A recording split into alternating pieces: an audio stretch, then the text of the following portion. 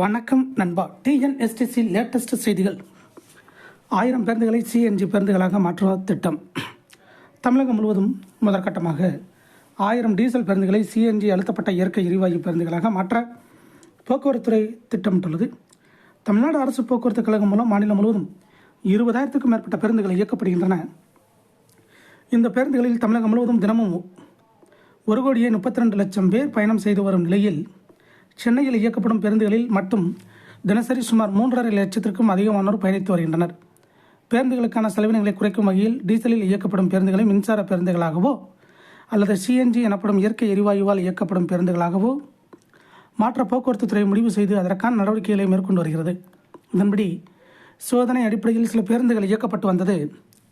அதில் பேருந்துகளின் செயல்பாடு குறித்து சாதகமான அறிக்கை கிடைக்கப்பட்ட நிலையில் அடுத்த கட்டமாக தமிழகம் முழுவதும் தொலைதூரங்களுக்கு இயக்கப்படும் 1000 டீசல் பேருந்துகளை சிஎன்ஜி பேருந்துகளாக மாற்ற போக்குவரத்துத்துறை திட்டமிட்டுள்ளதாக தகவல் வெளியாகியுள்ளது. குறிப்பாக சிஎன்ஜியாக மாற்றப்படவுள்ள பேருந்துகள் அதிகபட்சமாக 8 லட்சம் கிலோமீட்டருக்கும் குறைவாக இயக்கப்பட்டிருப்பதுடன் 6 முதல் 7 ஆண்டுகளுக்குள் கொள்முதல் செய்யப்பட்ட பேருந்துகளாகவும் இருக்க வேண்டும் எனவும் வரையறுக்கப்பட்டுள்ள நிலையில் இதற்காக தமிழக அரசு சார்பில் 70 கோடி ஒதுக்கி அனுமதி வழங்கப்பட்டுள்ளது. டீசலில் இருந்து சிஎன்ஜியாக மாற்றப்படவுள்ள 1000 பேருந்துகளை கண்டறியவும் பணிகள் விரைவில் முடிவுற்று பயன்பாட்டுக்கு கொண்டு வரப்படும் என போக்குவரத்துத்துறை அதிகாரிகள் தெரிவித்தனர்.